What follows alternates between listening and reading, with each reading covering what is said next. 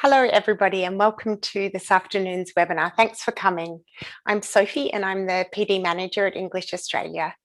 The presenters of today's webinar work at 3 different English Australia member colleges. Each presenter will facilitate the webinar for about 15 minutes, and there'll be an opportunity for Q&A at the end of the session. I'll briefly introduce the presenters now, and I'm sure they'll tell you more about themselves during their segments. So first up, we'll have Mark Rooney, who's the Learning Skills Advisor at Monash University English Language Centre in Melbourne. Then Mark Hill, who's an ELICOS teacher at International House Sydney and who's been teaching a speaking and pronunciation course he developed for the past 10 years.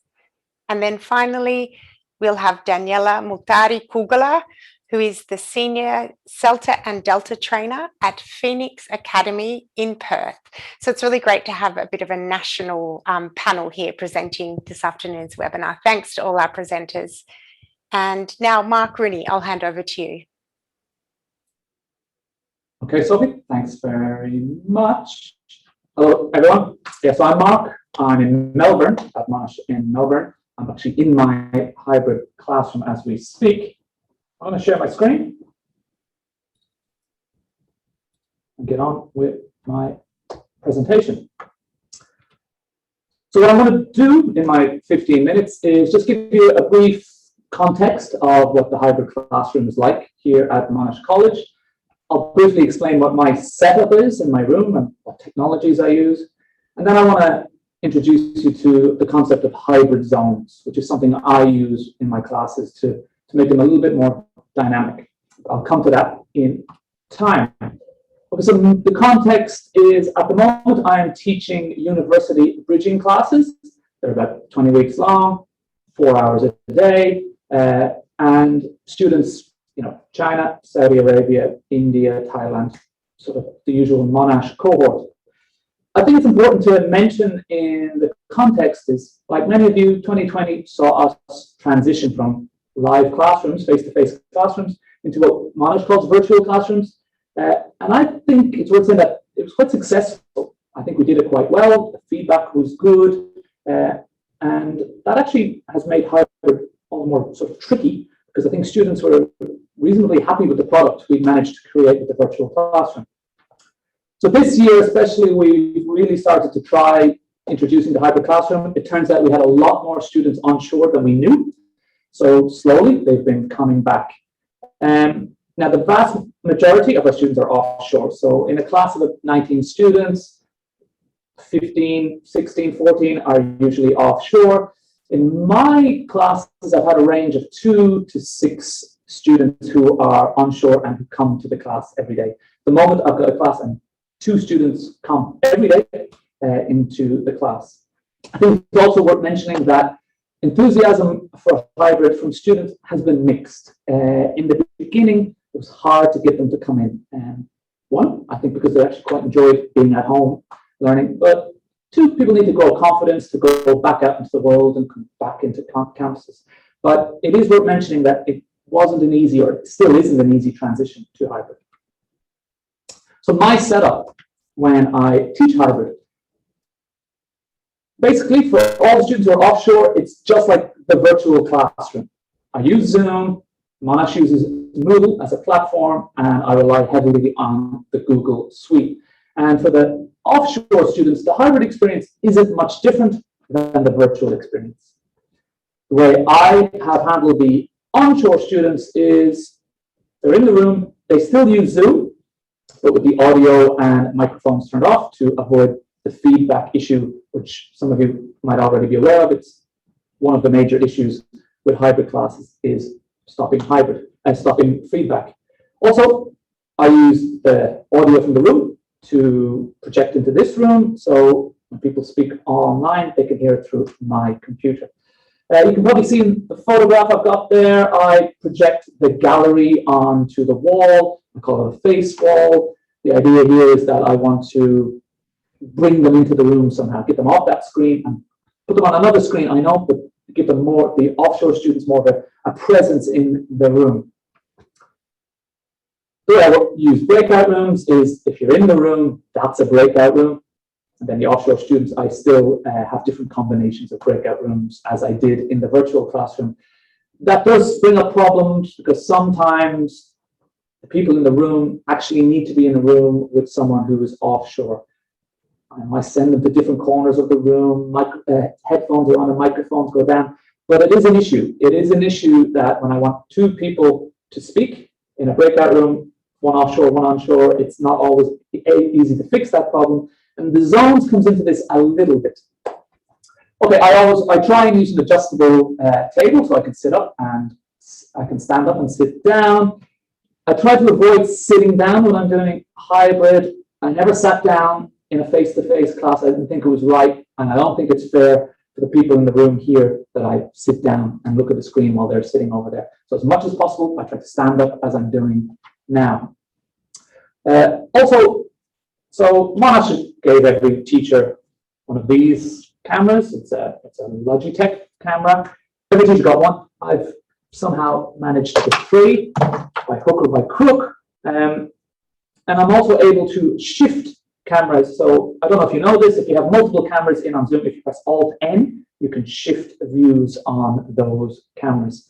I'm not able to do it today because somebody's pinched my cameras, but yeah, Alt-N allows you to shift different camera views if you have more than one camera.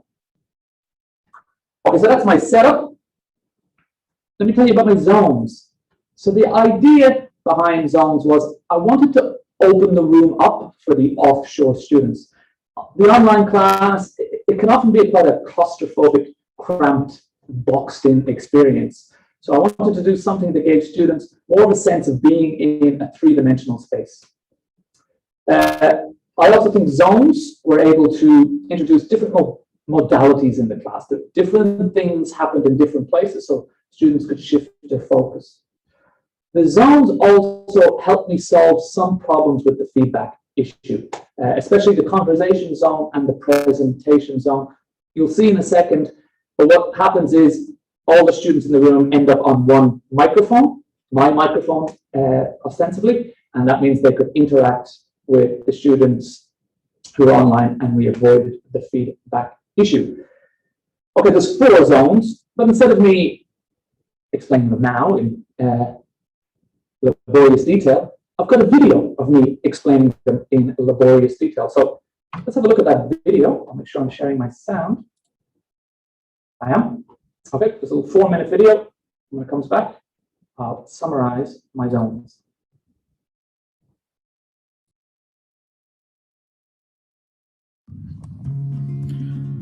Okay, so welcome to my hybrid class. I'm just going to give you a quick tour of the room from my perspective walking through. So here we go. This is my room, just a regular old classroom here at Monash, but I've broken it down into some zones. Here I have 2 of my onshore students. Hello. They are here with me in Melbourne. Up on the screen there, that's my gallery view, so they're looking in on the class. This is our offshore students in China and India and all around the world, Saudi Arabia. And this is the general setup of my room. Now I'll explain these in more detail, but this is my lecture zone. This is where I do my lecturing from. This is the presentation zone. This will be zone 3, the discussion zone. And a little later, I'll show you zone 4. Okay, let's have a look at those zones in a little more detail. Okay, here I am in zone 1, which is my lecture zone. I'm standing in front of the class. Those of you at home can see me through this camera, and my other students are over there. The idea is I can stand up and I have some mobility so that I can spread my eye line from you at home to those in the class. And they are here in the class with me. Now let's go to zone 2.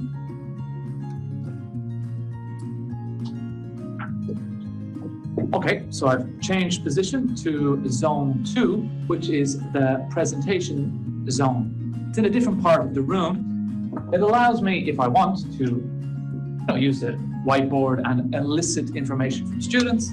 Sometimes you can put a chart up here, you can move things around, and it's kind of a traditional zone for, you know, back in the old days when we used to teach in the classroom and use a whiteboard. But to be honest, I actually don't use the whiteboard a lot, and I don't use the presentation zone a lot. It's ended up becoming a place for students to give their presentations and to interact with the other class. Students, come say hello. Hello, Hi, this is presentation zone. Yeah. welcome to presentation zone. Welcome. All right, and this is zone 3. This is the discussion zone. So this is an opportunity for us here in the room to look at you, and we can see you up on that board up there, to have something as close as possible to a round table discussion. And it brings back that, you know, discussion vibe that we used to have in the classroom. So this is the discussion zone. Shall we have a discussion? Would you want us to discuss and Hybrid. hybrid? Yeah. We just take a video. Discussion zone. And finally, we are in zone 4, which is the zone which allows me to step out of the classroom and bring the lesson to wherever I think is interesting for the learners. Show them around the city. Give them a sense of what Melbourne is like.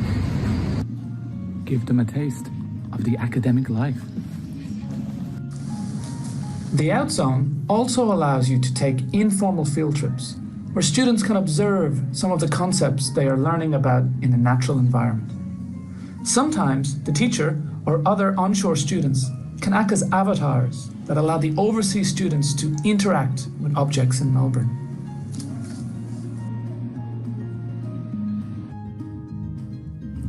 You can even bring them into your home.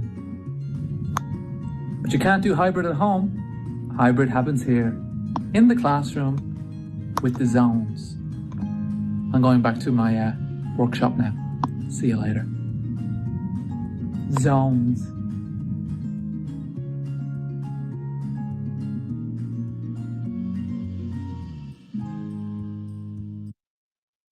What a tart. All right, no, not again. So, to sum up, or to round off what I have to say about the zones, and sort of some of this is related to hybrid teaching in general. It really requires consistent onshore attendance. You need the students to come in regularly. A lot of planning goes into a hybrid class, and if the students don't come in, it makes it quite tricky. So we need to get a consistent attendance by onshore students to come into the room for the hybrid lessons to gain traction over time. You also need buy-in from the students. And that also makes the first point tricky. If you force them to come in, it can make them reluctant to get involved in things. So you do need student buy-in. It definitely requires creativity. I think a lot of us are sick of being creative because we've spent the last year or more solving problems we've never had to solve before. Hybrid requires that as well. My opinion, though, is that the transition from virtual to hybrid is significantly easier than the transition from face-to-face to virtual. I think the hard work has been done in the transition to virtual. So you do need to be creative, but it does also require careful planning. It can't all just be big ideas. You need to sort of stress test things and think about what can go wrong. There needs to be a balance between your creativity and your careful planning. I found in the last few years, I can't leave things to chance anymore. I've actually become a better teacher because I'm thinking about lessons in more intricate detail so that they don't go wrong.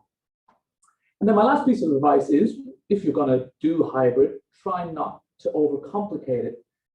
But I'm fully aware that I have just shown you something that's quite complicated and possibly overcomplicated. You don't have to do something like zones now. You might never have to do something like zones. But I also think teachers are creative sorts. And as soon as you get the basics right in the hybrid class, you will start becoming creative. I think some teachers just can't help themselves, but do it. But be patient in the beginning. with these kind of things, because I understand that they are stressful and it takes a while to automatize certain behaviors. So if you're already doing hybrid, I hope it's going well for you, and I'd love to hear what your ideas are like. And if it's something that's in your future, don't worry, you'll be fine. You'll actually learn to enjoy it eventually. Okay, I don't know how I'm doing for time. If there's questions, there might be now or it might be later, but I think I'll throw back to you, Sophie. Yeah, sure. There is one question for you, Mark, if you could just answer it quickly. Kaylee's asked if students who are abroad keep their cameras on at all times during class, and is the gallery view projected at all times? The gallery view is projected at all times, unless I've stuffed up. They are expected to have their cameras on at all times. I would say I have about an 80% success rate with that. Sometimes they turn it off for various complicated reasons, but yeah, there is an expectation. I think Monash has put it in some sort of document. There's an expectation they have their camera on, and if they have it off, we ask them why it's off. If they don't have a good reason, you kind of try and persuade them to turn it off. Okay, brilliant. Thank you. There's a lot of encouraging comments about your zones in the chat, so make sure you have a look at them, and thanks a lot for that, Mark. There'll be question time at the end of the whole session, so if you have any more questions for Mark, you can address them to him then. And now we'll move on to Mark Hill from International House, Sydney. Okay.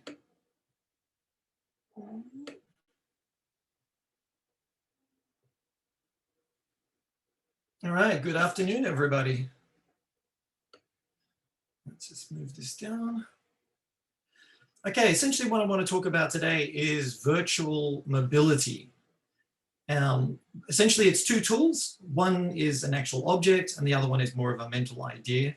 But it's the way these two interact with each other, I think, is what's interesting. So to frame this, or to get you in the right mindset for what I want to talk about, I'm going to tell an anecdote. So the first telephones were patented by Alexander Graham Bell in 1876. This is an example of what they called a candlestick phone, which was generally in operation from the 1890s to about the 1930s. Rotary phones didn't kick in until the 60s, and neither did the more popular push-button phones. But while in the UK, this was seen as an amazing invention, there was reluctance to embrace their use. So one of these was pragmatic. The network to develop the use of the phone was quite expensive and tended to be affordable only for the rich. The second was more of a cultural issue. Traditional polite society wasn't a fan of something that broke the protocol of arranging to meet at a set time and date. As we all know, with a phone demands attention and you don't know who's calling. So one of the benefits of this was it led to a massive growth in public use of the telephone. The now ubiquitous red telephone box, which was a response to a competition in 1924 by the post office, helped disseminate the idea of using phones in everyday life, more so outside of the house than in the house. So the big question is, why am I telling you this anecdote? Why am I talking about the cultural use of a phone? Well, the idea of technology generally comes from two words, transliterated as techne and logos. Techne means art, skill, craft, or the way, manner, or means by which a thing is gained. Logos meaning the word, the utterance by which inward thought is expressed. The reason I'm putting this quote up there is primarily for this part. Technology means the words or discourse about the way things are gained. One of the key problems that I think has hindered the way that we are transitioning in terms of technology is that technology can be thought of as a process, an object, a form of knowledge, and a system. Unfortunately, it tends to get narrowly reduced to the idea of just the object. And I think this limits the way that we use it both inside and outside of the classroom. So again, why does this matter? For most people present today, this is probably the ideal of a classroom. We tend to have been brought up this way. We probably taught this way. Certainly that's my case. This is how people perceive a classroom today, where technology is literally taken over and the outside space has invaded the inside space of the classroom. And as you can see here, The students are pretty much each now lost in their own world rather than in the world of the classroom. And yet, to a certain extent, both of these are ideals. And certainly a lot of us would privilege this one over the other one.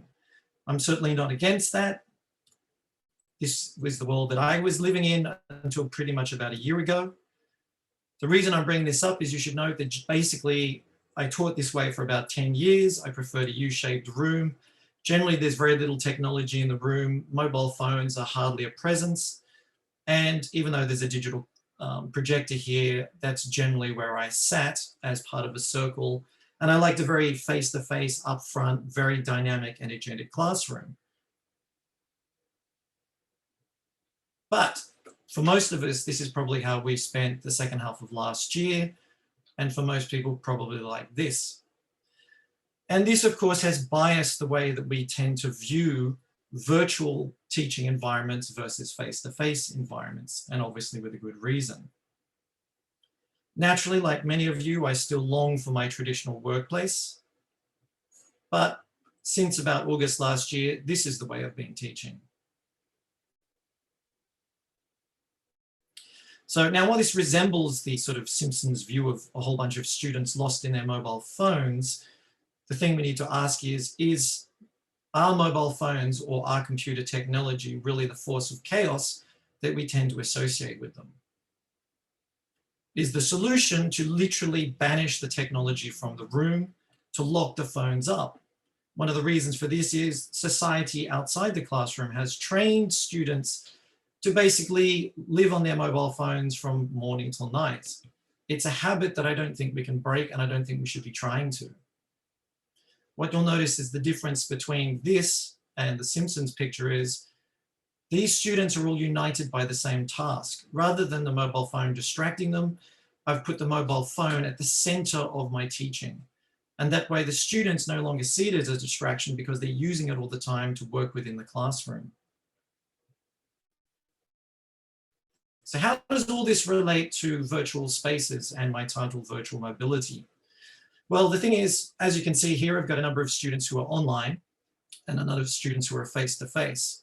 The key benefit I found from playing around last year with virtual spaces is the breakout rooms. It's one of the reasons I actually liked Zoom over a lot of the other options that were available at the time. And it allowed me to basically transform this space so it was much more interactive.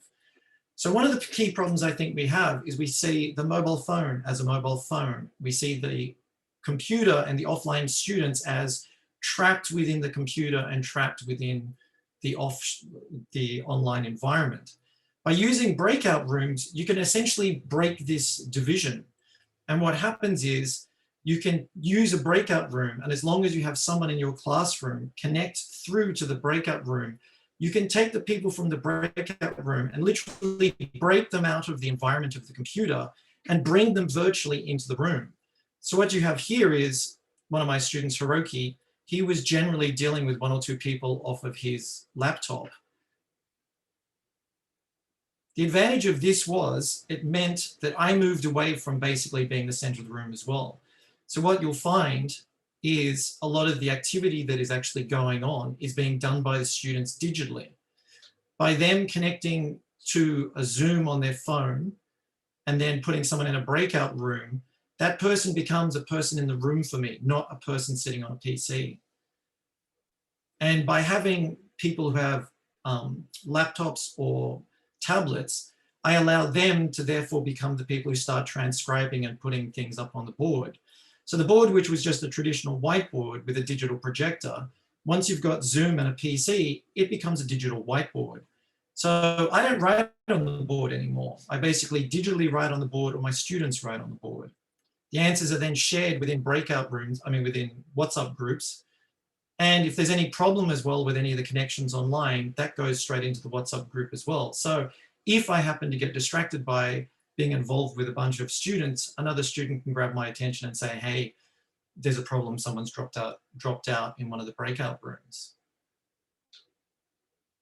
So as much as I would love to go back to using this environment, And of course, this is something that we all dearly love, and there's a lot of good reasons for that. I certainly suspect it's going to be a while before we get there. So this is basically now my norm. This is a picture that was literally taken yesterday. This is a class that I have recently started teaching, which is an intermediate level class. And what's happened here is I had 2 people who were online.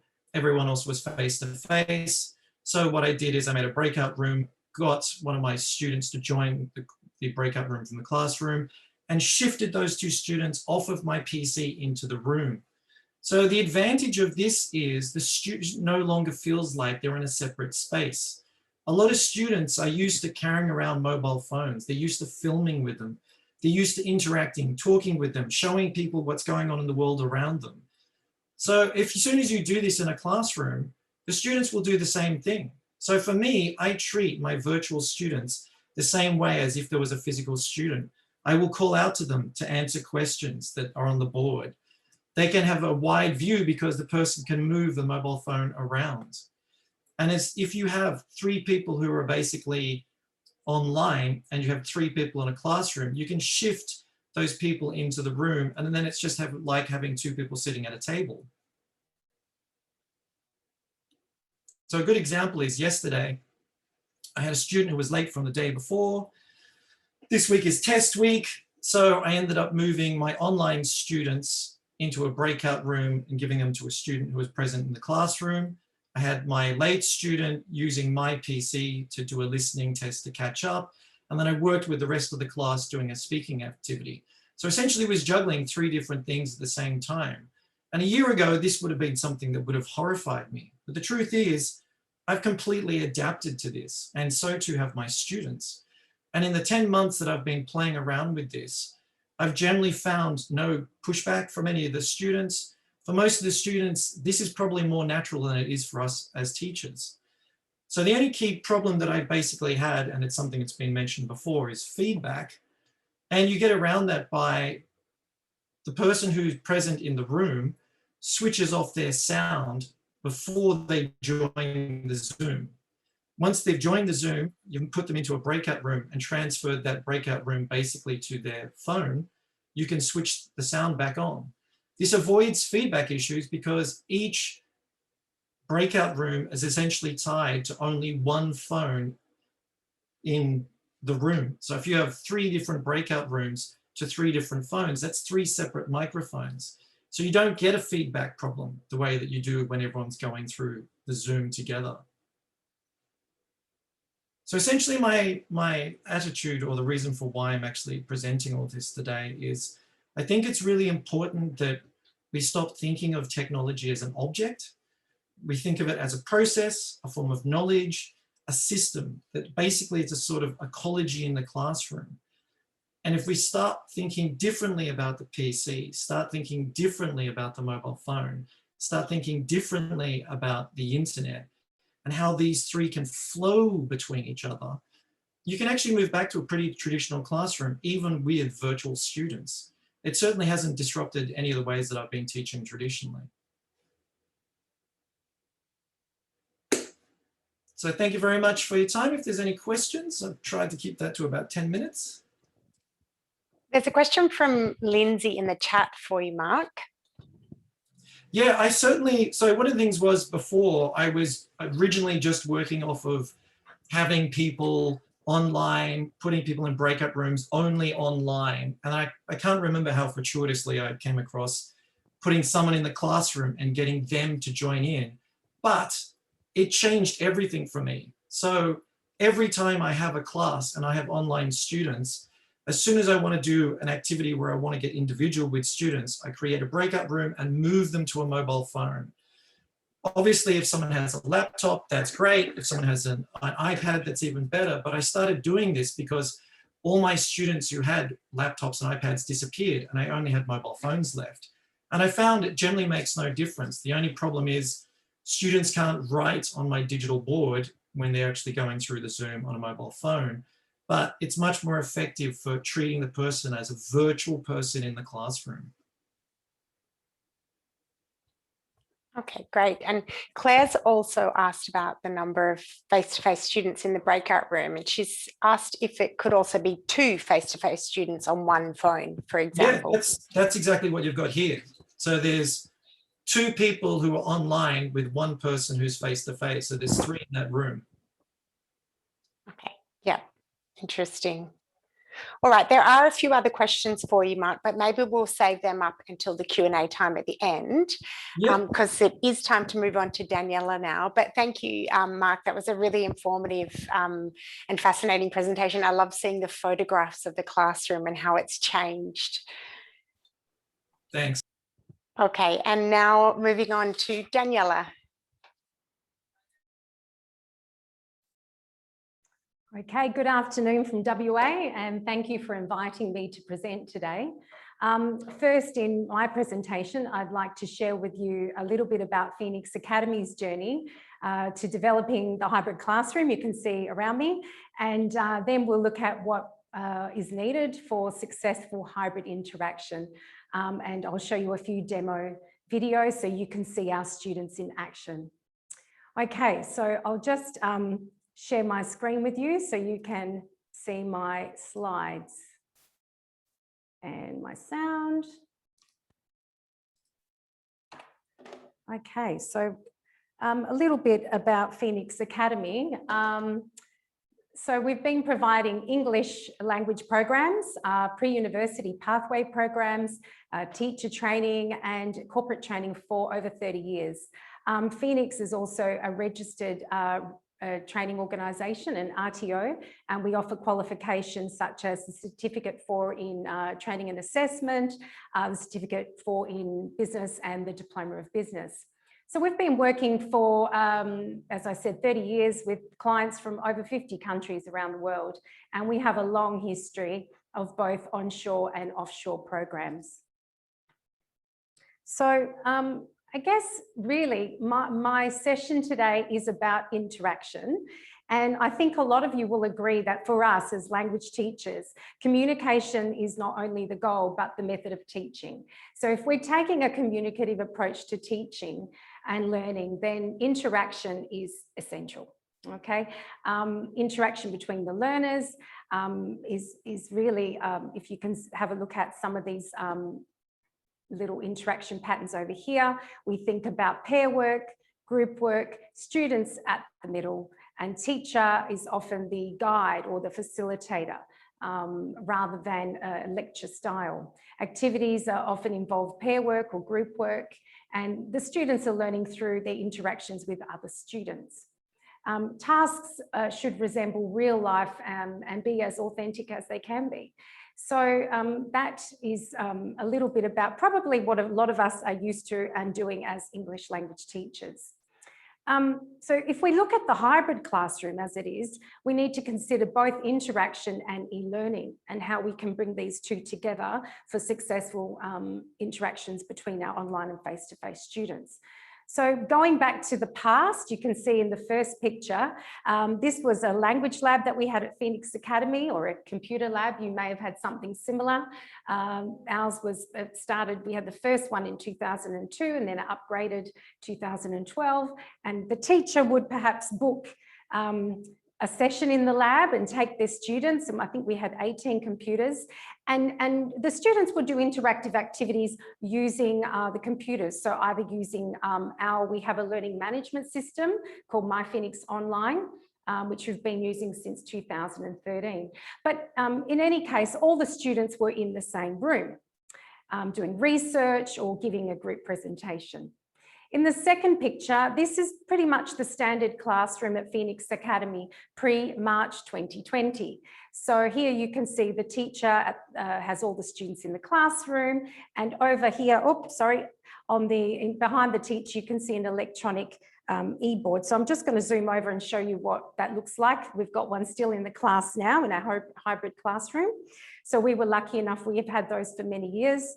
And, you know, sometimes the teacher might get the students to take out their phones and use perhaps apps on the phone, but the students were always in the classroom. Picture 3, well, this is March 2020, and all of a sudden, all of our students are home and everyone is online. At Phoenix, most of our teachers were coming in. They chose to come in to deliver their lessons, but there were no students in the classroom. So in that picture number 3, you can see the teacher with a laptop, and he's linked that up to the e-board with an HDMI cable. So what that gave him was 2 screens. One, he could see the content, and one, of course, he could see his learners. There was a question earlier about cameras on, so our learners all have their cameras on so we can see them. Activities done this way were, I guess, not that different in that interaction patterns are very similar, but here the purple represents the students online.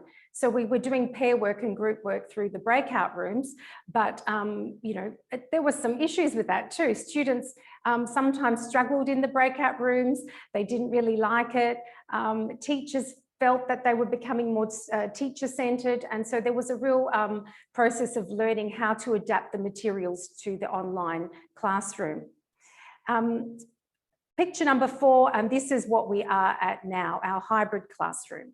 So we have our teacher present, we have learners in the room, and learners at this stage could choose to stay at home, learn online, or attend face-to-face. And of course, we had numerous students offshore and interstate who were unable to get into WA. So they were our online students. We've been through many changes and upgrades to the equipment from the period beginning March 2020 till now. We're very lucky. We've got high definition cameras. We've got multiple microphones in the classroom, speakers, large displays, and all of this helps the students connect online with their peers and teachers. So what we found now is that we had all these extra interaction patterns that we need to consider. How do we get our online learners interacting with our face-to-face students? And how can we do that through the technology that we have? So I'm just going to zip around and show you what we have. So basically, you can zoom in and see me here at the whiteboard. You can see me you can see our e-board. This is what our classroom looks like. We can move those cameras around to see what our students are doing to facilitate interaction. And I can also change my camera around. I'm just going to stop sharing for a moment. And I'm just...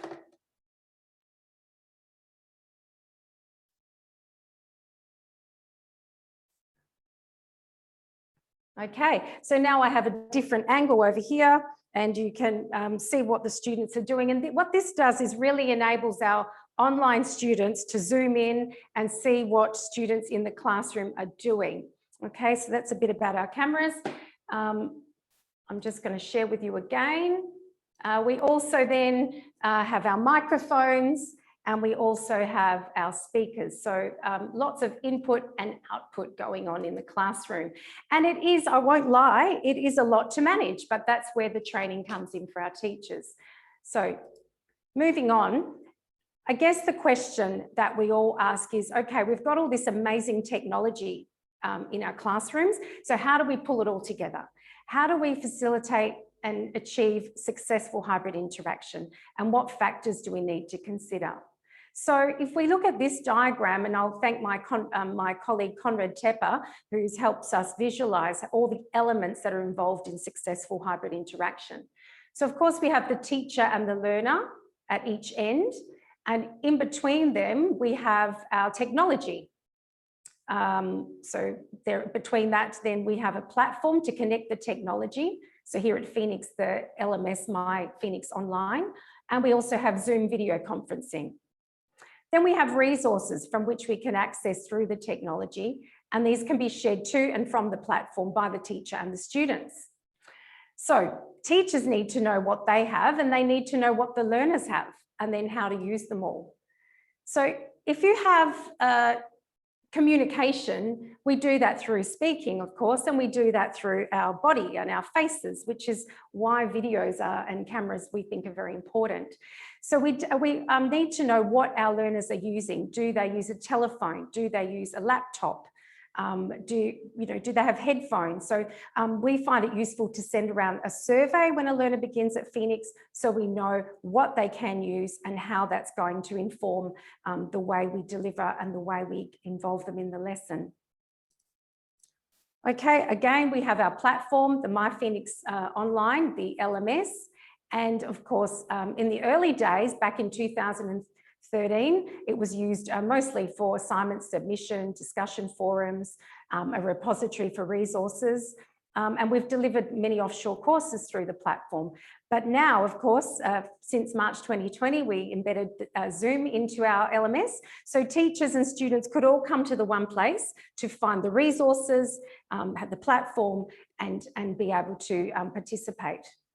So now I'm going to show you a video which shows you hybrid interaction in the classroom.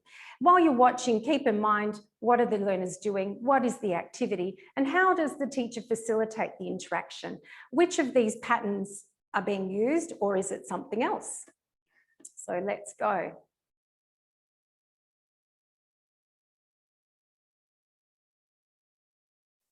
Hi everyone, I'm Walter Furusa from Zimbabwe. Hello, my name is Mariana. I'm from Colombia. My name is Han. I'm 18 years old and I'm going to study law at Murdoch University. Hi everyone, my name is Abrar. I'm 20 years old. I'm from Oman. Okay, so would you like to start then, please, Abrar? Okay, hello everyone. I'm going to evaluate water later. I think about it the way I do it. So that was challenging for me, that task of the critical writing. And how did you feel when you started in the class? I just want to know because I might have the same. I'll tell you. Because when I first came here the first day or until the third day, until Jackie explained what is going on and how is everything going here, I did not know what to expect. I can teach you dance, Dan. Yeah? Yes, Viviana? I can teach you dance. Oh, thank you, Viviana. Yes, and Viviana is in Perth. Oh, really? So why not attend to the class with you, Viviana? It's more easier for me to here because I have to go to work. But yeah, when we can match or schedule, I can teach you dance. I think it's very difficult to do like a presentation using Zoom. I think it's easier when you are face to face because you can, with your eyes, you can say the other person in your tour, or you can say go. Yeah. So I can say that it's difficult to do that. And thank you. I like it since I see your presentation the first time. I like it. So. Thank you. We can tell live. Also your country. What about in your country? No, you don't have this custom? Jaja, what about in Malaysia? Is people tell tricks or jokes on the 1st of April? No, what about in Japan and Hong Kong? Is this a special day to tell lies, to play jokes on people? Yes. Yeah, same in Hong Kong. What about in Japan? Yes. Yeah, okay, so we share this. 14 hours and take me another airplane in Ukraine. Are you serious? Really? Come on, guys. It's a true story. It's a true story. Yeah. It's been nice seeing you all today. So I'll say goodbye. Have a lovely afternoon. And there is homework on the portal. You can also talk with Jay tomorrow. Thank you so much. See you. See you. Bye. Okay, so through that, you could see all sorts of interaction that could take place thanks to the technology. Microphones, I have a lapel mic, but what we also have are these wonderful speakers. You sit them on the desk and they pick up sound. So that facilitated that interaction between the learners. And of course, the minute I can move a camera and zoom it in or out or point it down to a particular student in the class, then that can also help the students interact But, you know, it's not always required. I think we saw in Mark's presentation that the mobile phone can also be used to facilitate interaction, and we can take the learners out. You can see here, this chap was doing something similar where the students all went outside with their phones, got into Zoom and had an activity to complete. So through this interaction, student, phone, we could have students in breakout rooms, we can have students face-to-face with students online. Really, if we think about this type of interaction, it's very natural, it's more organic. We go back to the principles of communicative language teaching where the learners are engaged in that meaningful interaction. And the teachers there facilitates, guides, and all they need is a phone. So I just want to show one more example. When we have hybrid interaction, I've shown you in the classroom and talked about out of the classroom, and we can combine the two as well through using our technology. So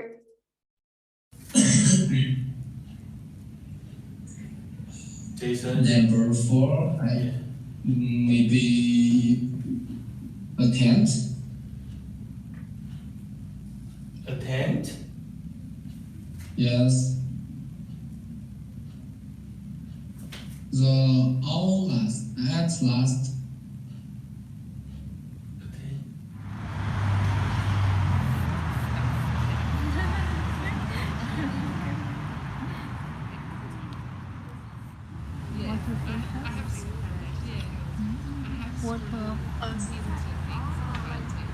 Water, sorry. Yeah. Yes.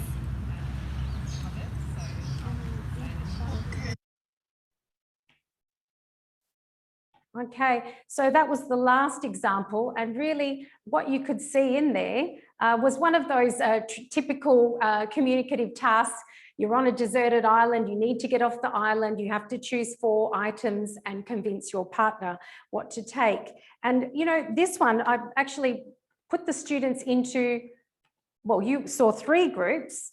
We had the student in the main session, so this is our face-to-face students, and these are our online students. Group 2, these were your face-to-face students. Group 3, we had online student and face-to-face students who were logged into a laptop, one laptop. And then there could have been a 4th group where it was just students online interacting. So all are engaged in the same task. It's really important, I think, for the teacher then to consider who is working with who. Just as you would in any lesson, you plan those interactions.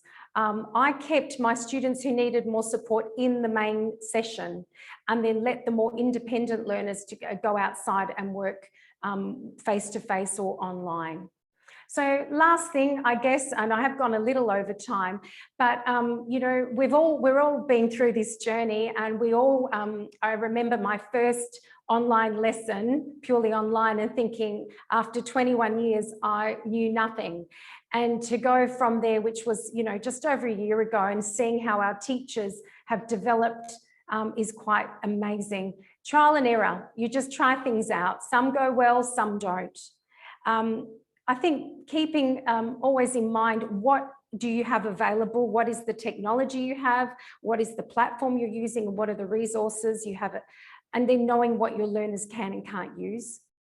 Like all good teachers, when you plan, you always have a contingency, high-tech and low-tech options. What I love about hybrid interaction, I think it really does allow you to differentiate and support the learners who need it most, and those who are more independent with good training can become, you know, very successful learners.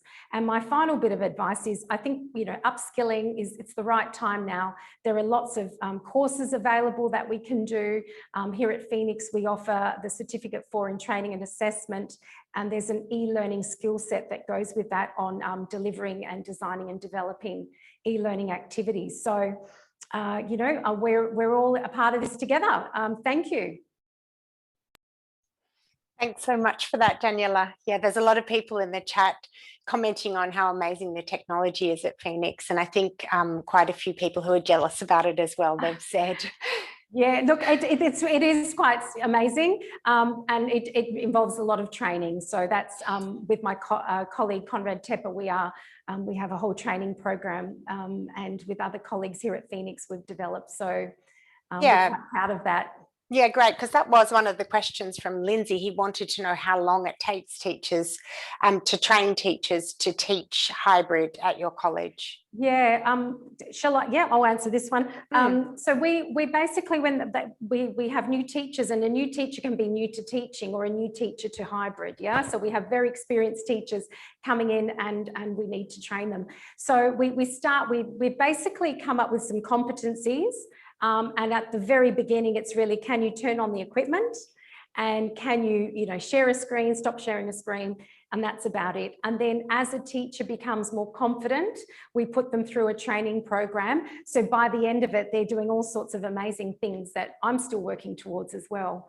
So it is a process. And as I said, trial and error, don't be afraid. Although in saying that, the students want a lot, they once they get used to it, it's like, oh, so you've got to keep up with the training as well. Yeah, okay, great. Yeah, I like that idea of starting small. Yeah, manageable. Okay, well, thank you, Daniela. So we will move to the general Q&A time now. So audience members, if you have any questions for our panelists, you can just pop them into the chat or the Q&A. A few questions have already come through. So Chris is wondering about digital whiteboards, and he said that a few of the panelists have mentioned that they use digital whiteboards over the traditional whiteboards, and he wants to know if students can only see a small video of the teacher in the right corner and the PowerPoint slides full screen when doing this. Is that? So anyone can answer that question. Maybe Mark Hill, I know that you've answered it in the Q&A, so did you want to jump in and answer it? Yeah, so basically I'm using a traditional whiteboard. I'm using a digital projector which projects my computer onto the whiteboard. Because the PC is I'm connected to Zoom, my students who are in the Zoom can use the annotate feature off of Zoom to then write on my digital board. So really, I have a cheap person's digital board because it's a traditional whiteboard. It's just a digital projection of the screen of the PC on top of it. But if you use basically as a dual screen and you shift the PowerPoint onto the whiteboard, it means everybody who's connected can interact with it. So that's why I don't actually write on the board. I write on the computer, which then shows up on the digital projection. Okay, great. Did anyone else want to address that question? We don't have electronic whiteboards, so it hasn't come up. Okay. Peggy also had a question for the presenters. She wanted to know if you have any ideas for teaching classes with low digital literacy levels. That's a good question. I guess if you've never met them face to face, when students start at Phoenix Academy, we do a needs analysis LLN test, and that includes digital literacy. And then, at least if they can't, most people can use a phone, and most, maybe I'm making a big assumption, can receive emails. And so, you have to make allowances for that. And then the training has to be quite gradual, I guess. What about Mark? And Mark, do you have a lot of experience in teaching people with low digital literacy?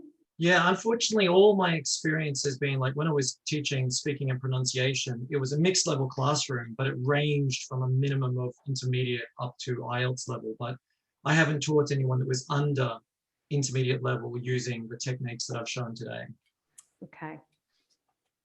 So I guess someone could be quite literate, but then not be very good with technology. I guess, a lot of we're thinking of digital natives, they just sort of get in and they can do it very quickly. And then it's, the training for how to use the LMS or how to use the resources that we make available.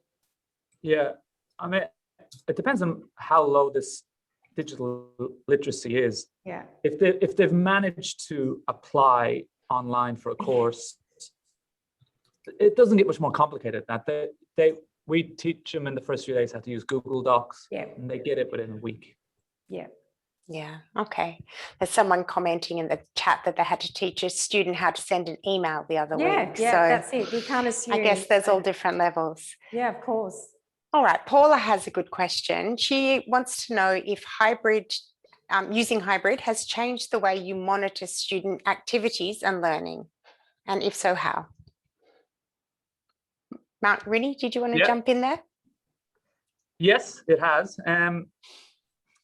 The original change came when we started teaching online. So the monitoring had to change because you could only go into breakout rooms. I kind of got better at it because once you go into those breakout rooms, you have to focus. You have to focus in those rooms, and you have to generate something interesting from your visit, your very short visit into that room. So you do pay attention. I did ask sharper questions, and I had less banter. I don't know if that's a good thing or a bad thing, but when in the online environment, I was more focused on the interactions when I monitored. But you do miss out on a lot. There's no doubt about that. You do pop into breakout rooms, and there's not a lot going on sometimes. And sometimes it can be you're in one room and they keep raising their hands and asking you to go another room. It can get a bit chaotic in that way. But so what I do is, so I teach on a Google slide, and they're all on the Google slide. So any questions that arise as I'm monitoring, I ask them to put them on the Google slide. So then I'm tracking the questions as they come in. Yeah, look, I think if anything, it's become a lot easier. So through the LMS, through the learning management system, we have a lot of activities they can complete. But also, you know, the fact that we record all the lessons, you can always go back and watch for those interactions. The point about the breakout rooms, Mark, is a good one. I think if we haven't set like a really clear task, often you go in and they're not really doing much. But we do a lot of, we get the students to record themselves a lot and upload that onto the LMS. And so we have a lot of evidence of student progress. Yeah, I think it's become easier. Okay. Anthony's asked if you feel there's deeper learning in the online or the hybrid space compared to face-to-face. Interesting question about the affordances of learning online. I have an opinion about that. I think the students learn the course better online because it's more focused on the course. Lots more gets recorded. Everything gets written down now. Everything is, they could go back and revisit it. I think they miss out on the stuff that isn't on the curriculum that is really important, that we don't even know we're teaching, and might be more important than the curriculum. And a lot of it, I think, depends on the learner. And some are, you know, obviously quite reliant on the teacher's assistance and how much they're going to move forward. But yeah, I think deeper, I don't know, Anthony. For some maybe, but yeah, I agree that there is a much heavier reliance on the course and the course content. Yeah.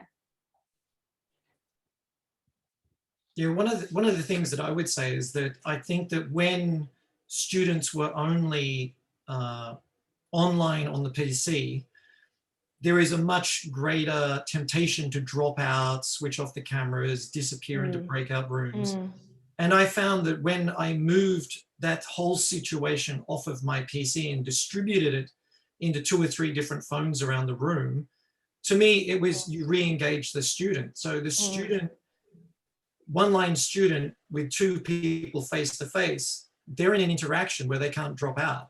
So I literally had, like, I had to laugh the other day. I saw a student had somebody online and was holding them up so that they could read their answers on a piece of paper. And this was a totally natural thing for them to do. So that it felt like this was a normal interaction. So for me, it's like by shifting everybody into a virtual space within the room, throughout the room, I lost nothing. Whereas I did notice that at the beginning when I went full Zoom last year, yeah, people would disappear. People know you're not watching. You can't monitor everybody all the time. You have to allow space, I guess, in the sessions for that to happen, you know, for them to process, to think, and then to, you know, through those interactions with other learners that, you know, not necessarily in the classroom too with the phones, then they, you know, that gives them that time. Yeah. Great. And Mark, Rooney, I think it was a really interesting point you made about needing the buy-in of students to have a critical mass of students in the classroom as well. How have you managed that at Monash to get the buy-in from students and teachers? Well, students, we didn't force them to come in. They still have the option not to come in. The buy-in happens, I think, when they come in a few times, and it's good. So I tried to have some perks. I tried to be on my A game. I did all their printing for them. I made cakes.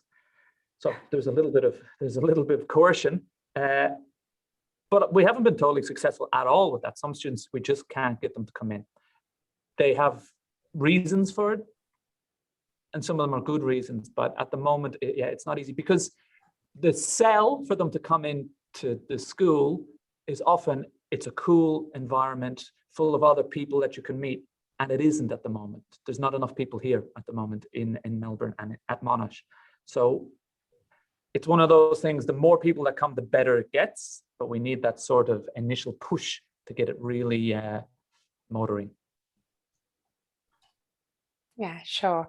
Yeah, I think it's really interesting that a lot of students are deciding to remain online even when they're onshore at the moment. And I know that at Phoenix, you've invested heavily in the technology for hybrid classes, because the college really believes that it is going to be something that is here for the long term.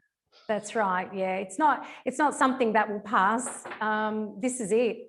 So if the students are choosing to, learn online, then and they're keeping up, well, then that's okay. But we also do have students who prefer face-to-face, so they have options. And yes, we've invested in the hybrid classrooms. They're right through the school, and we're filling them up. So we're happy about that. Yeah, no, it was great to see a demonstration of it today. It is time to finish up. Thank you once again to our presenters. It was amazing to see this really practical level examples of hybrid teaching, and there's a lot of positive comments in the chat, and thank you to everyone for coming as well today. We'll be emailing the recording of this session to people tomorrow, and also we'll let you know how to download your statement of attendance. Great. Thanks, Sophie. Thanks, everybody. Thanks a lot. Thanks, everyone. Have a good afternoon. Thank you.